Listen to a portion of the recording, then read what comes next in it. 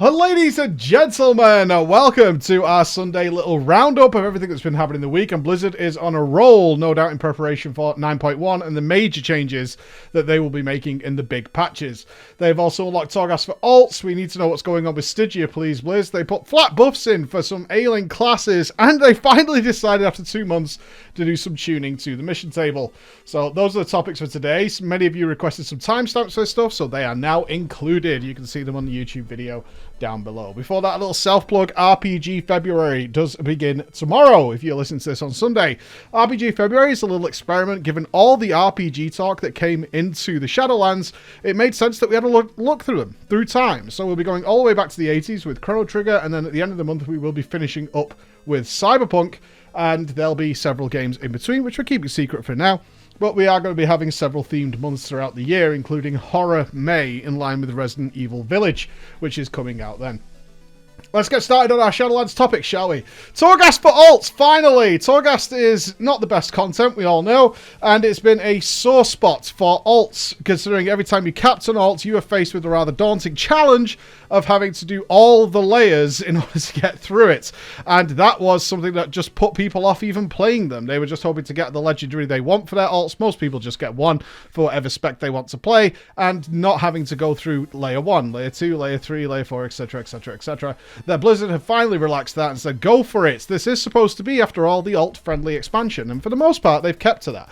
And this was a great step towards confirming they do want you to be able to play alts. It's part of the Covenant mantra, let's face facts. They absolutely want you to be playing each of the Covenants. They want people to have at least 4 alts that they're checking out these different campaigns on. So putting these roadblocks in the way was not a good idea. So finally, once you cap your character, you can move straight to the layer that your other characters have unlocked. But beware, layer 8 is not easy, especially on a fresh character. It's really not easy. If you've watched the fresh level 60 series we've just concluded, then you'll know that Finn did do this in week 1, and it was extremely hard and took him a very long time in order to get through this, even with his store-bought BOEs. It's really not easy, so bear in mind while you do have access to all the different layers, choose the one that's appropriate for your character. Otherwise, you'll end up in this weird scenario where it's like, I can't do layer 8, even after they've nerfed it, and asking Blizzard to nerf it, even though there are other layers available. That's fine, okay? Just make sure you're going in not thinking, oh, I just capped, I can go straight to layer 8, lol, and getting screwed over. Don't have that happen. Don't be that guy. Build up some gear as well. It's the advice we gave to everybody even before the Shadowlands came out, is in these low-level 6-floor runs of Torghast, your base gear counts a lot more than you realize. On the back of that, though, let's talk about something a little high-end, which is what is going on with Stygia. Stygia is something of a conundrum right now. Stygia, of course, is the resource you gain from doing the Maw. The Maw, again, not the best content, and hopefully we are going to see some great changes to that in 9.1. Perhaps they'll be announced at BlizzCon Online, which is coming later this year. But people are starting to ask the question, what is going on with Stygia? Because it looks very, very similar to what happened with our resources for Azerite, Titan Residuum, where Blizzard eventually just scaled it up to absurd proportions after people had spent weeks and weeks and weeks farming it, waiting for some form of communication with Stygia. So what exactly is the problem? The problem is, of course, this buys gem slots. Now, it only buys gem slots for certain slots. You don't need that much of it, to be honest with you, to kit out your entire set of gear with gem slots. And only if you are, say, gem slotting lower level gear and then replacing it, are you going to have to keep farming it for what is considered to be current sets of gear.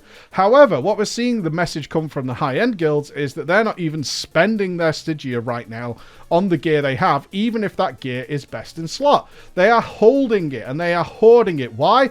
They don't know if they put some gem slots in gear for content they don't need it for because the content's completed, and many other people are feeling the same. If you are in a heroic guild and you've already done your heroic clear, you don't need the gem slots, okay? You're more than fine.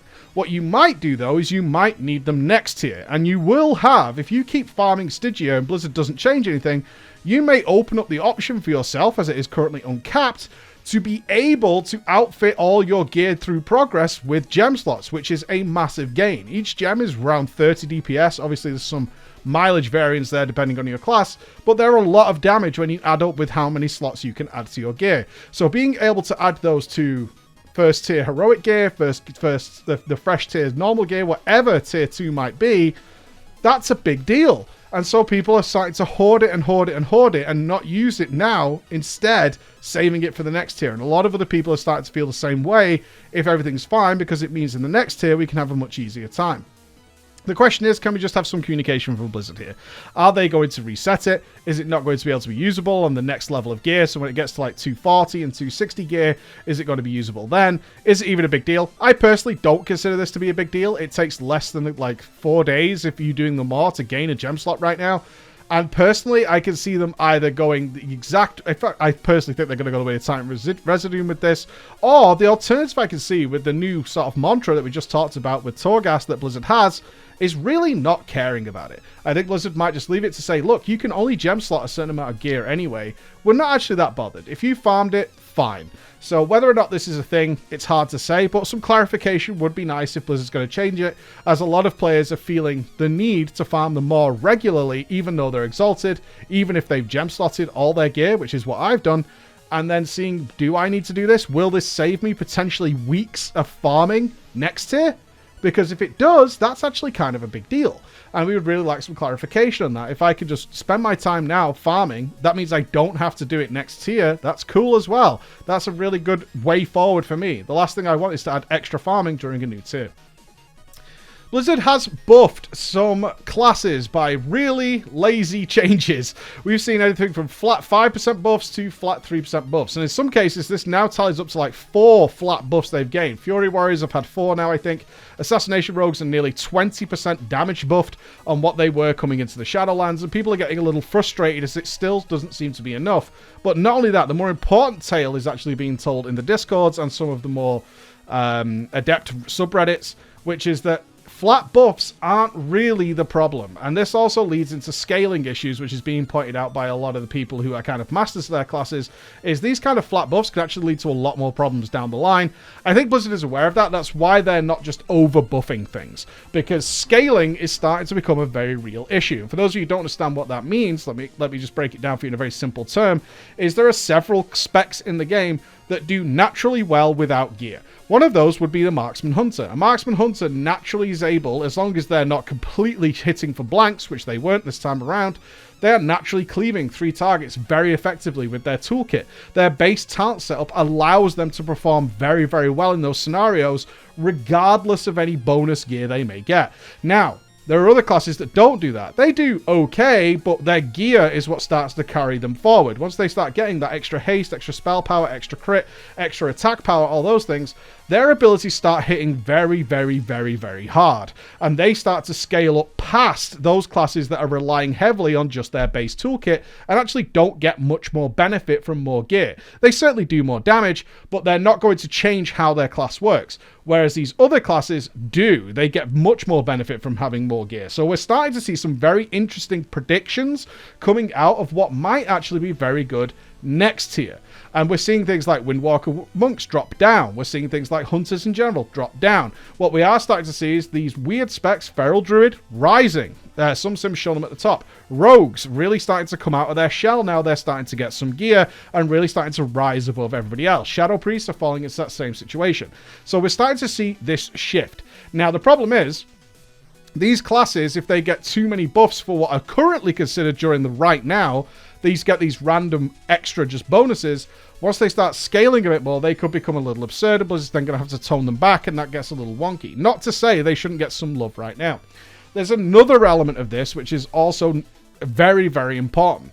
And that is that they're not being buffed in the way that makes sense. So some classes, and this is actually, if you think back, my fear of when Blizzard was going to nerf the Marksman Hunter, is their single target damage isn't that spectacular. Like, it's okay, it's not terrible by any means, but they really shine when they could do their burst AoE. So a lot of people were very worried, including myself, that Blizzard was going to nerf something like Aim Shot, the main single target ability that also does take part in AoE, but it's not the primary culprit of what causes that AoE to scale so absurdly.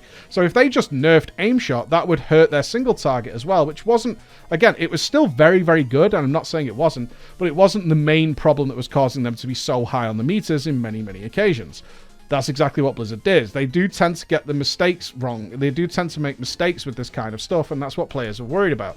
Rogues would be another great example of this. Although they do need some help in certain scenarios, they need it in certain areas. They need it in how they do AoE. And that's the stuff that really needs to be taken care of when Blizzard does these buffs. Because if you over-buff them in every area, it still doesn't help them in these weaker areas because mechanically they don't work. Kind of brings us back to that toolkit thing we were talking about before. This is how I AoE. I spread my bleeds, I do X and Y.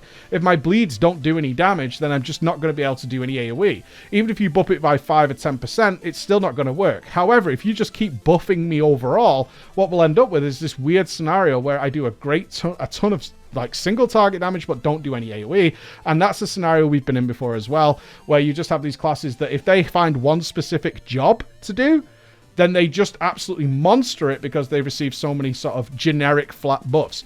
On the other side of this though, it's not right that Blizzard should be redesigning classes right now. And as I said at the height of this video, we should be looking towards major patches with some PTR testing for actual class changes. So giving some little hands up, some little props to Beast Mastery and so on like we saw this week isn't terrible.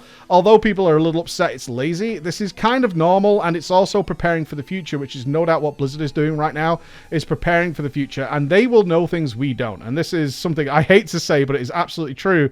They will know what their gear is going to scale up to. They will know what the mastery effects are of certain classes, how they're going to be shaped over the next tier, and they'll also be bearing that in mind when giving these buffs. So they'll give a little, but they're not going to give you everything because we don't know the whole picture. Hopefully when the 9.1 PTR comes up, we can actually get on there and take a quick look. Our final topic this week was actually the changes to the mission table. Mission table has been a frustration for people who felt the need to use it since the launch, especially people who were looking at the Night Fae with envious eyes.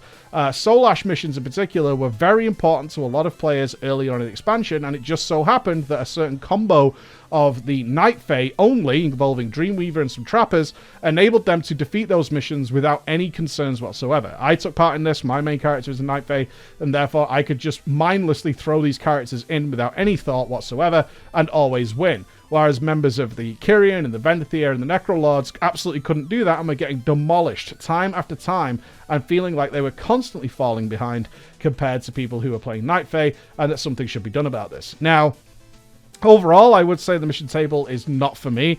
I have spoken to some people who quite enjoy planning out their little troops. They're using simulator add-ons right now. I know that MMO Champion today posted one for people to try and predict the outcome of their missions.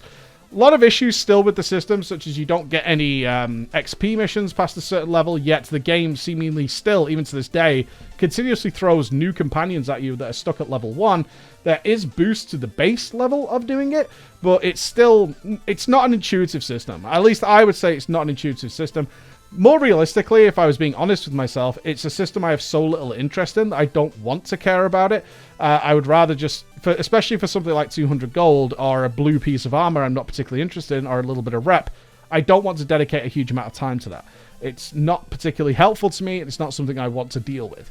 But Blizzard have saw fit to make some changes, so they have changed the way the Night Fae Trappers work, and they've done some buffs to the companions of the Kyrian and the Vendathir in order to try and get them back up to where everybody else is, essentially. So you are seeing those changes here, so that's something that is concerning you with the mission table. I have bigger concerns about this that I just listed off, but it has happened, it has been changed, so hopefully that is going to be of benefit to you guys who are struggling in that. Overall, a great week. We have Torghast for alts, we have everything that we were looking for there, we have had some class buffs, maybe not exactly what you're looking for, but they are in a good position to get things done. Thank you so much for listening, guys, and I'll see you again next Sunday. Bye-bye. Yes, little man.